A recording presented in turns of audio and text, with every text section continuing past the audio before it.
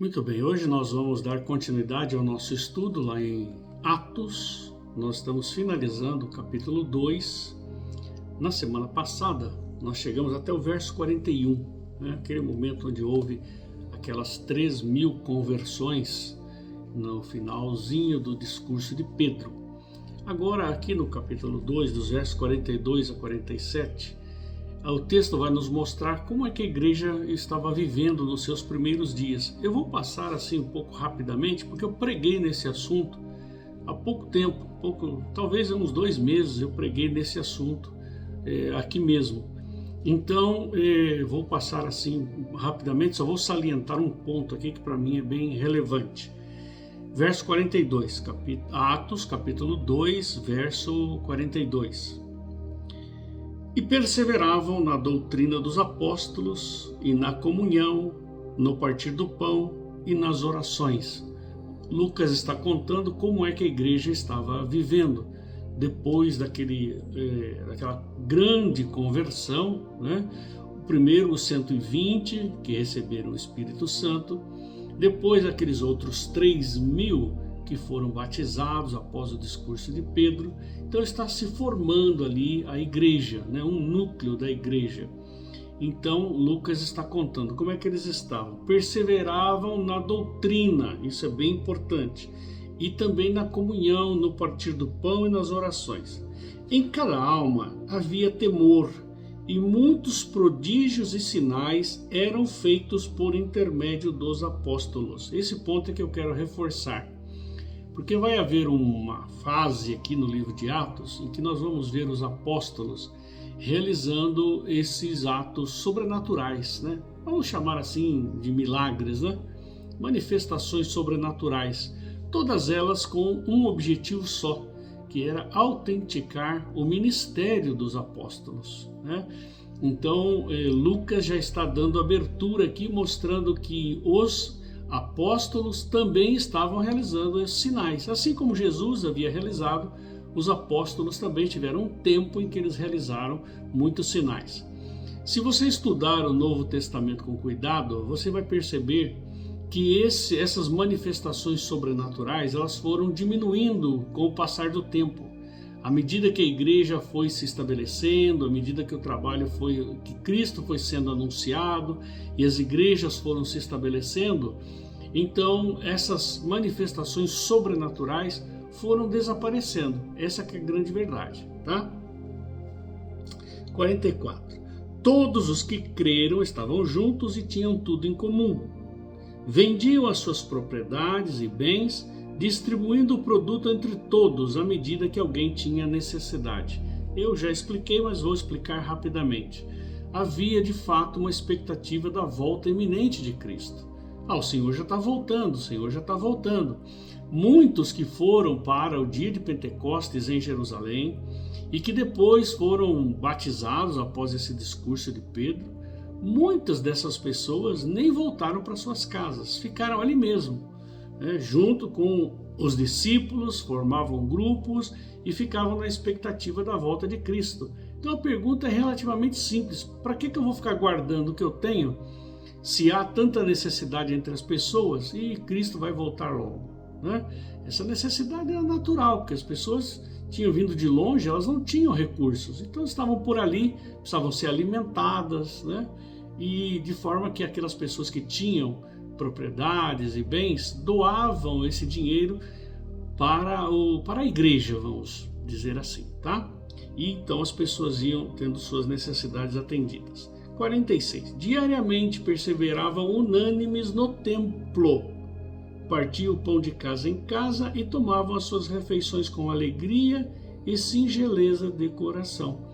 Interessante, a igreja iniciou seus trabalhos no templo, Embora tenha ocorrido aquele discurso lá no cenáculo e o Espírito Santo tenha descido ali e depois Pedro tenha pregado ali nos arredores, havia um costume, continuou havendo costume daquelas pessoas de se reunirem no templo. Já expliquei que não era dentro do templo, mas assim ali fora, no pátio, nos pórticos, então ficavam ali reunidos, conversando, falando de Cristo, falando o que havia acontecido.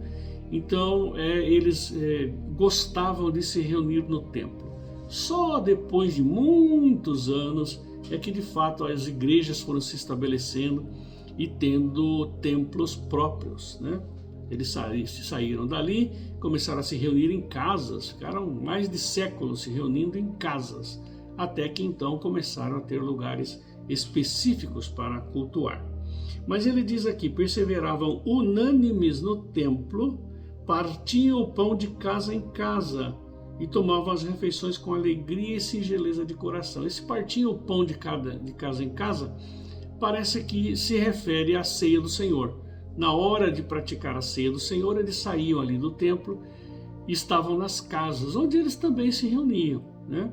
Então, não significa aqui que eles iam entregar a ceia do Senhor em cada uma das casas. Não é isso que está dito aqui.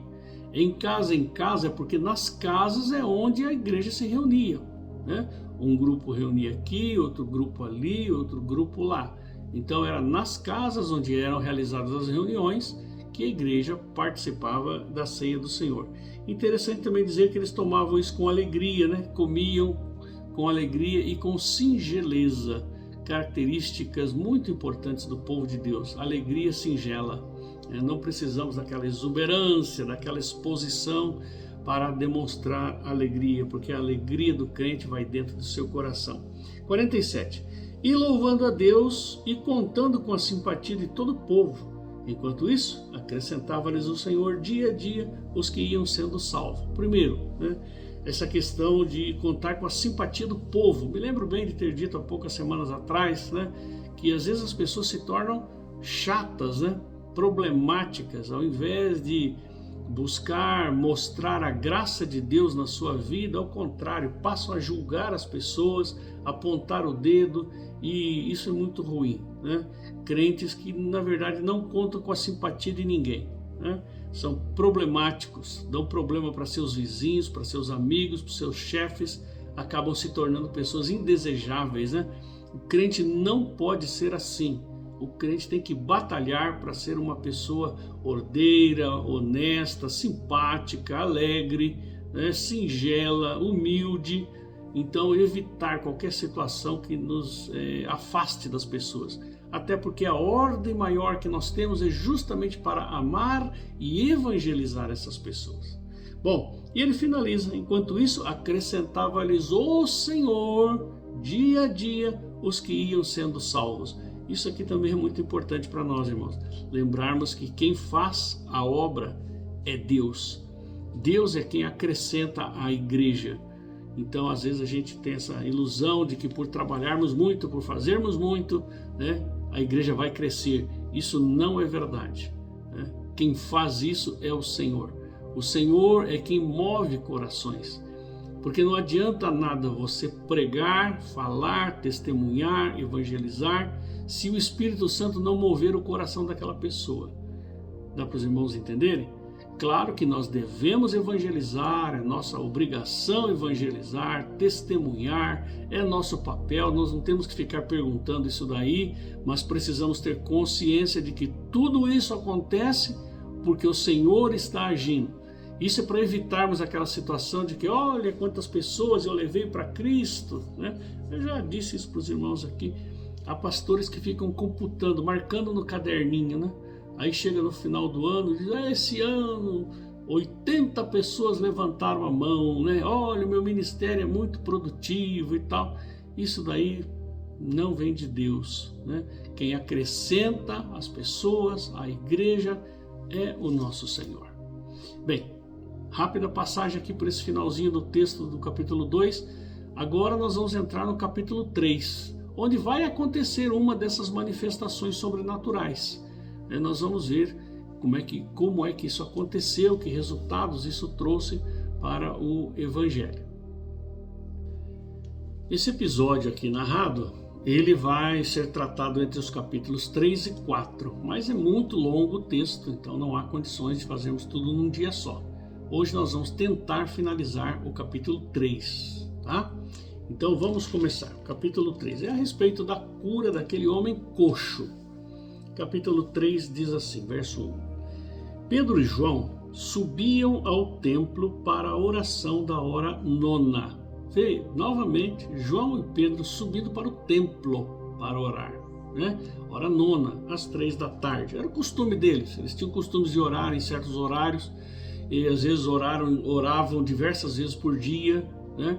Algumas vezes no templo, mais ou menos como a gente faz, né? Oramos durante todos os dias nas nossas casas, mas em certos momentos nós gostamos de orar no templo, né? Assim, juntos, né? Com a comunidade. 2. Era levado um homem coxo de nascença, presta atenção, coxo de nascença, o qual punham diariamente à porta do templo chamada Formosa, para pedir esmola aos que entravam. Então parece que esse homem coxo tinha realmente muitas limitações, né? Às vezes a pessoa tem algum probleminha na perna, mas pode andar, né? Ainda que mancando ou então com uma muleta. Mas esse homem não, parece que ele tinha que ser carregado, provavelmente com problema nas duas pernas, né? Então havia assim, uma limitação muito grande na vida desse homem. Mas enfim, ele era levado e colocado em uma das portas. Eu já expliquei para os irmãos, essas edificações todas eram muradas e tinham diversos portões de entrada. Então ele ficava nessa porta chamada Formosa. Verso 3. Vendo ele a Pedro e João que iam entrar no templo, implorava que lhe dessem uma esmola, sendo natural, né? Duas pessoas entrando no templo, o homem pede a esmola. 4. Pedro, fitando-o juntamente com João, disse: olha para nós. Então Pedro deu aquela parada, aquela encarada, né? Parou, olhou bem para o homem, João também ali, e ele diz: olha para nós. E o homem olha, né? Olhe para nós. Ele os olhava atentamente, esperando receber alguma coisa, né? Aparentemente ele estava aqui apenas esperando receber a esmola, o dinheirinho, né? Então ele está ali olhando para Pedro. Pedro então lhe disse: não possuo nem prata nem ouro, mas o que eu tenho, isso te dou. Em nome de Jesus Cristo, o Nazareno, anda. Então Pedro faz essa linda declaração de quem confia em Deus, sabe que Deus pode realizar todas estas coisas, e diz para o homem: olha, eu não tenho nada, mas do que eu tenho eu te dou. O que Pedro tinha, né? Tinha fé em Jesus Cristo, essa que é a verdade. Olha, o que eu posso, eu te dou. Isso eu te dou. Em nome de Jesus Cristo Nazareno, levanta. Ele dá como que uma ordem, né? Vamos lá, vamos, né, que isso vai ser resolvido na sua vida, como de fato foi. E, tomando-o pela mão direita, o levantou. Imediatamente os seus pés e tornozelos se firmaram, e de um salto se pôs em pé, passou a andar e entrou com eles no templo, saltando e louvando a Deus. Que coisa, não? O homem já levanta dali, já sai pulando, saltando, né? Diversas vezes que eu leio esse texto, eu me lembro daqueles momentos em que às vezes se abre a porta do curral, né? E saem os bezerrinhos na frente, né? Pulando para todo lado, né? A alegria da liberdade, né? Esse homem estava preso nessa sua condição desde o seu nascimento, né?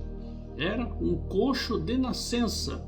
Então esse homem nunca pôde, né, se firmar nas suas pernas, sair correndo, né?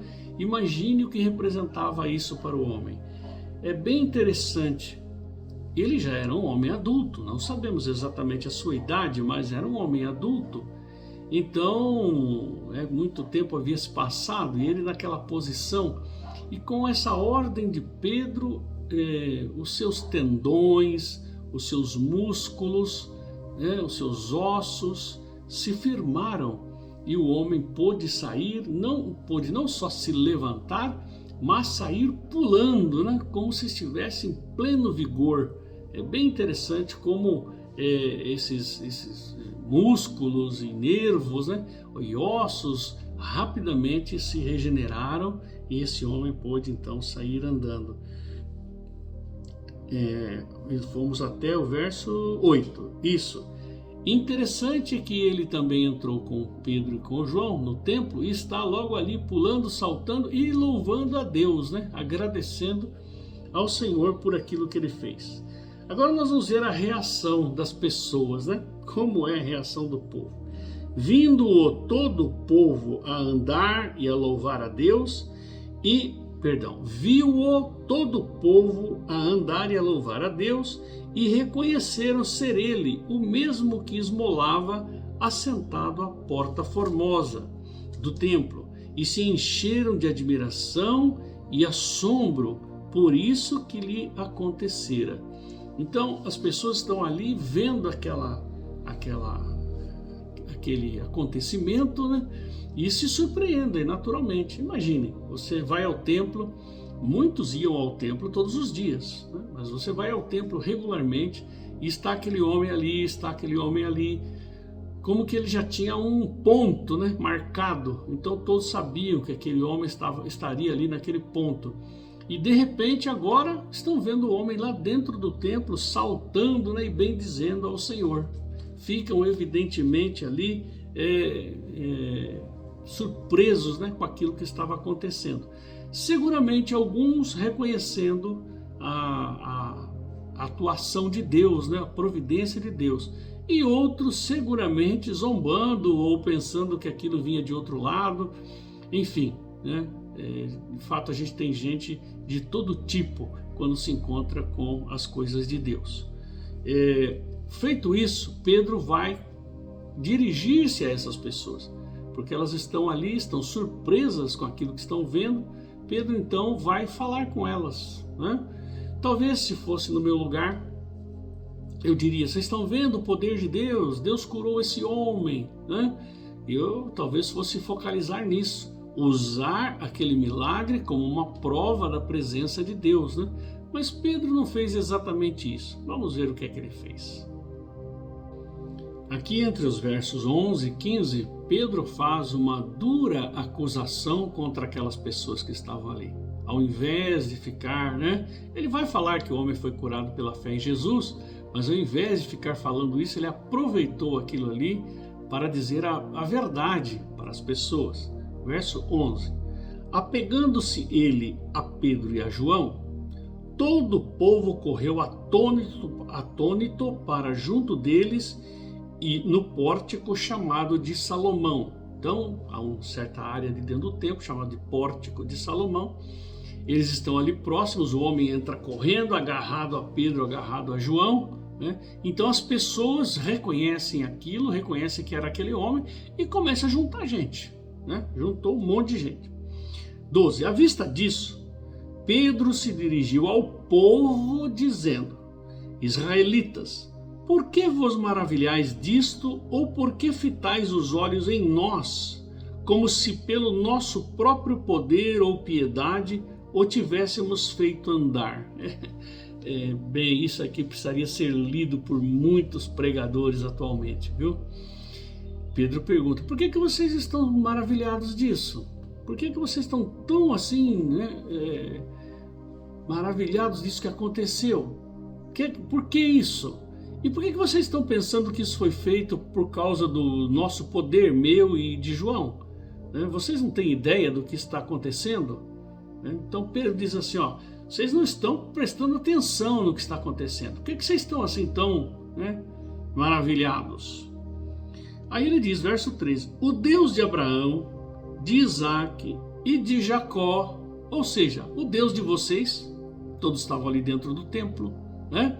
O Deus de vocês, de Abraão, Isaac e Jacó, o Deus dos nossos pais, glorificou a seu servo Jesus, a quem vós traístes e negastes perante Pilatos, quando este havia decidido soltá-lo.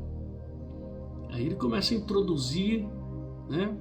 Ele vai dizer que esse homem foi curado por Jesus, mas ele diz, o Deus de Abraão, Isaac e Jacó, o Deus dos nossos pais, ele glorificou a seu servo Jesus. 14. Vós, porém, negastes o santo e o justo e pedistes que vos concedessem um homicida. Está se referindo àquele texto a respeito de Barrabás, né? Deus glorificou a seu servo Jesus, aquele que seria o Messias, o Salvador de vocês. Mas vocês resolveram pedir por um homicida. Pediram para que fosse solto Barrabás e que Jesus fosse morto. Então vocês negaram e mataram o autor da vida, né? O santo e o justo, e pediste que vos concedessem um homicida. Dessarte-o dessa forma, matastes o autor da vida, a quem Deus ressuscitou dentre os mortos, do que nós somos testemunhas. Então a primeira coisa que Pedro faz é mostrar para aquelas pessoas o estado em que elas estavam. É verdade que havia ali um milagre, havia ali algo sobrenatural, havia ali algo interessante, mas Pedro o que faz é mostrar para as pessoas que eles não estavam percebendo as realidades que estavam ali por trás, que eles haviam tomado uma decisão terrível, né, de matar seu próprio Salvador, né? Vocês fizeram isso. Agora no verso 16 ele começa a explicar: pela fé em o nome de Jesus é que esse mesmo nome fortaleceu a este homem que agora vedes e reconheceis. Sim, a fé que vem por meio de Jesus deu a este saúde perfeita na presença de todos vós. Então, em o nome de Jesus é que esse homem foi curado. Essa expressão aí, né, em o nome, né, geralmente significa que agora essa pessoa está debaixo de uma nova autoridade, né, de Jesus Cristo nesse caso. Então Pedro diz assim: olha, vocês mataram o Salvador, vocês entregaram o Salvador para ser morto, ele foi crucificado, e agora esse mesmo que vocês mataram, esse foi quem curou este homem, foi quem restaurou a vida a esse homem. E isso aconteceu pela fé que ele teve no nome de Jesus. Isso aqui nos mostra que quando esse homem estava olhando para Pedro e para João, lá o texto diz que ele estava esperando alguma coisa, né? Mas aqui nós encontramos essa expressão de que foi pela fé, ou seja, esse homem teve fé em Jesus Cristo. Não foi só que foi uma coisa assim, que foi dada por Pedro ou João sem que o homem não tivesse nada. Foi pela fé, ele teve fé em Jesus, né? E por isso ele foi curado. 17. E agora, irmãos, eu sei que o fizestes por ignorância, como também todas as vossas autoridades. Eu sei que vocês fizeram isso sem pensar. Eu sei que vocês estavam... O próprio Senhor disse isso, né? Pai, perdoa-lhes porque eles não sabem o que fazem. Vocês estavam fora do juízo, essa que é a verdade, né? Eu sei que vocês fizeram isso. 18. Mas Deus, assim, cumpriu o que dantes anunciara por boca de todos os profetas, que o seu Cristo havia de padecer. Isso aqui parece simples, mas é bem profundo, porque os judeus, um dos pontos falhos da teologia dos judeus era exatamente a de não terem percebido que o Salvador, o Messias, ele viria uma primeira vez para sofrer, para padecer. E eles esperavam apenas aquele Messias glorioso, né? Aquele Messias vitorioso. Mas Pedro vem e diz assim: pois é, esse Cristo havia de padecer, os profetas já tinham anunciado. Isso foi uma grande mudança na visão do Messias, porque os judeus esperavam aquele Messias portentoso, né? Glorioso. Mas agora a gente já vê que Pedro tinha plena clareza de que o Cristo viria inicialmente para o sofrimento, né? Assim como anunciado, por exemplo, em Isaías e outros textos também. Agora Pedro vai repetir aquilo que já havia dito para aquele grupo onde houve a conversão daqueles 3.000. Pedro diz assim: arrependei-vos, pois, e convertei-vos, para serem cancelados os vossos pecados. Arrepender e converter. para que os pecados sejam cancelados. Lá ele diz para a remissão dos pecados, né, quando discursou para aquela multidão, aquela primeira multidão. Aqui é uma segunda multidão. Então, arrependei-vos e convertei-vos para o cancelamento dos vossos pecados. Essa é a mensagem central do Evangelho. João Batista pregava isso, Jesus pregava isso e os apóstolos pregavam isso. Inicialmente aqui Pedro e João, depois Paulo vai pregar o quê? A mesma coisa, né? Arrependimento e conversão. Essa é a mensagem central da igreja. Nós precisamos ter isso em mente. Um chamado ao arrependimento e à mudança de vida. Infelizmente, muitos estão mais preocupados com a função social da igreja, a função política da igreja, né? A igreja pode atuar em todas essas áreas, mas ela nunca pode perder o seu DNA. O seu DNA é apresentar a salvação em Cristo Jesus, que os homens são pecadores, que os homens merecem de fato a morte e serem enviados para o inferno, mas em Jesus nós alcançamos salvação, nos arrependemos e nos convertemos a Ele. É isso que ele está dizendo. Vou reler o 19 e vou dar a sequência. Arrependei-vos, pois, e convertei-vos para serem cancelados os vossos pecados, a fim de que da presença do Senhor venham tempos de refrigério, e que envie Ele o Cristo, que já vos foi designado, Jesus. Então, vocês devem se arrepender, vocês devem se converter, para que venham tempos de refrigério da parte do Senhor. Aqui a palavra refrigério é muito mais abrangente do que simplesmente cura física, né? Mas para que venham tempos de paz, tempos de alegria, tempos de amor, tempos de justiça da parte de Deus. Deus está esperando isso do homem, que o homem se converta e que envie Ele o Cristo, que já vos foi designado, Jesus, para que Cristo possa vir e vir novamente e vir buscar o seu povo. 21. Ao qual é necessário que o céu receba até aos tempos da restauração de todas as coisas, de que Deus falou por boca dos seus santos profetas desde a antiguidade. Então, Jesus naquele momento, né, já estava nos céus com o Pai, e Pedro está dizendo: arrependam-se, convertam-se para que venham tempos de refrigério até aquele momento em que Cristo venha novamente. Agora ele está se referindo à segunda vinda de Cristo, né? Ao qual é necessário que o céu receba até os tempos da restauração. Então Cristo vai permanecer no céu até o tempo da total restauração, a sua segunda vinda. Eu não quero aprofundar aqui nesse ponto. Depois dele dizer que isso havia sido falado por boca dos profetas, ele vai fazer algumas citações aqui, inicialmente de Moisés. Ele diz assim: disse na verdade Moisés: o Senhor Deus vos suscitará dentre vós, irmãos, um profeta semelhante a mim. A ele ouvireis em tudo quanto vos disser. Deus vai levantar um profeta semelhante a mim, que vai dizer algumas coisas, vocês devem obedecer tudo quanto ele disser. Acontecerá que toda alma que não ouvir a esse profeta será exterminada do meio do povo. Vê? Quem não ouvir esse profeta será exterminado do meio do povo. Evidentemente que quem não ouve a Jesus, né, vai perecer. Na verdade, esse é o pecado imperdoável, o pecado da blasfêmia contra o Espírito Santo. Quando Deus fala com você, quando você entende a mensagem do Evangelho, quando você sabe que Jesus é o Salvador, mas voluntariamente você diz: eu não quero me converter, né? Acho que não devo me converter, eu não desejo praticar, entre aspas, essa religião.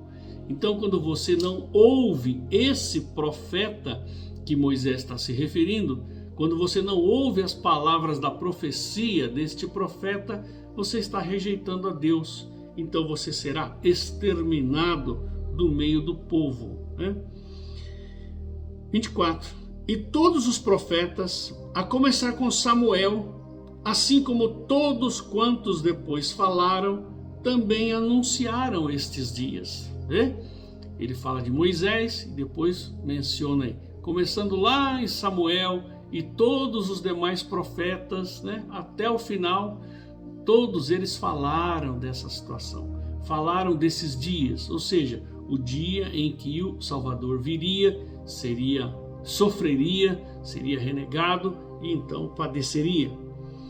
25. Vós sois os filhos dos profetas e da aliança que Deus estabeleceu com vossos pais, dizendo a Abraão: na tua descendência serão abençoadas todas as nações da terra. Tendo Deus ressuscitado o seu servo, enviou-o primeiramente a vós outros para vos abençoar, no sentido de que cada um se aparte das suas perversidades. Então veja, também quando Deus falou para papai Abraão, né, ele estava se referindo a esse, né, que viria. Então vocês são filhos desses patriarcas, vocês são os filhos da promessa, vocês são os filhos de Deus, vocês deveriam ouvir a esse profeta, esse Jesus que veio, porque todos esses homens estavam se referindo a esse profeta, a esse Salvador que viria. O que é que Pedro está tentando mostrar aqui? Que ele não está apresentando nada novo. Paulo também fez a mesma coisa. Pedro está mostrando que, na verdade, Jesus não era nenhuma novidade. Ao contrário, Jesus já deveria ser conhecido e reconhecido por todos, principalmente pelos líderes, pelos sacerdotes, pelos escribas, por aqueles que se dedicavam a estudar a lei, estudavam as escrituras, mas não conseguiam encontrar essa pessoa de Cristo. Ou melhor, até reconheciam que viria um ungido, viria um Cristo, mas não se atentaram na forma, na maneira, né? Criaram eles na sua cabeça, né, um Deus. Deus vai ser dessa forma, né? E não o Deus das Escrituras. Bem, o que é que a gente aprende aqui nesse capítulo 3? Né? No capítulo 4 nós vamos continuar falando desse assunto, tá? Porque Pedro e João tiveram que se enfrentar ali a mais alguns problemas. Daqui a pouco ele vai falar já diante do Sinédrio por causa disso. Mas eu quero chamar a atenção de algumas coisas. Primeiro, a coragem de Pedro, né? A coragem de Pedro. Pedro, aquele homem que poucos dias atrás havia negado Jesus, né? Não sabemos exatamente quantos dias, né? Mas pouco tempo atrás. Do Pentecostes foram 50 dias, né? Porque Jesus morreu na Páscoa, Pedro negou ele ali.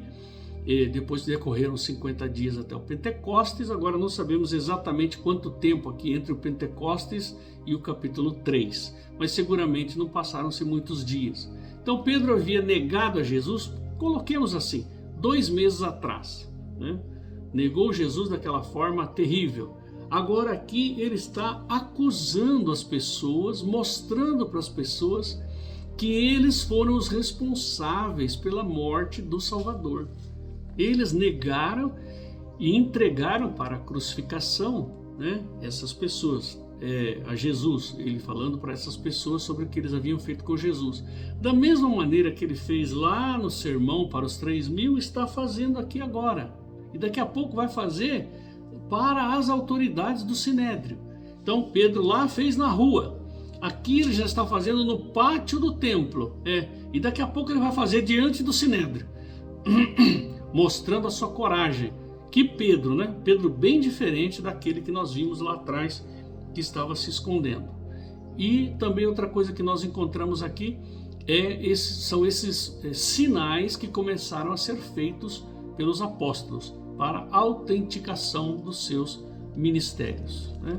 Deus curou esse homem, Deus agiu na vida desse homem por causa da fé que ele teve em Jesus, e Pedro então está aproveitando esse episódio para dizer às pessoas o que é que de fato tinha acontecido. Quem levantou este homem não foi um poder mágico, não foi nada disso. Quem levantou este homem foi Deus, o Senhor, aquele mesmo que constituiu Jesus como Cristo, como Salvador, aquele que vocês deveriam ter recebido, mas ao contrário, negaram e entregaram para a crucificação. Bem, que Deus nos ajude a compreendermos todo esse texto. Nós ainda vamos estudar mais na semana que vem. Então nós ficamos por aqui nesta noite, meus irmãos. Vamos orar, pedir que Deus nos ajude nessa missão, de entendermos esses primeiros dias da história da igreja. Senhor, nosso Deus e nosso Pai, nós queremos te agradecer, Pai, porque com esses textos nós percebemos como o Senhor continuou agindo no meio do seu povo, guiando o seu povo ali naquele começo, protegendo, autenticando os ministérios, e nós te agradecemos por isso, Senhor. Pai, continua com a tua igreja, continua guardando o teu povo, Senhor, para que possamos testemunhar da mesma maneira e dizer para o mundo que tudo que o Senhor faz é perfeito, tudo está dentro do teu plano e que o Senhor deseja o arrependimento e a conversão do homem, de todo homem. Pai do céu, ajuda-nos a proclamarmos esta verdade. Senhor, nós te agradecemos por tudo que fizemos aqui, pedimos que o Senhor continue nos abençoando neste culto. Fica conosco, Pai, em nome de Jesus, nós oramos agradecidos. Amém. Que Deus nos abençoe, meus irmãos.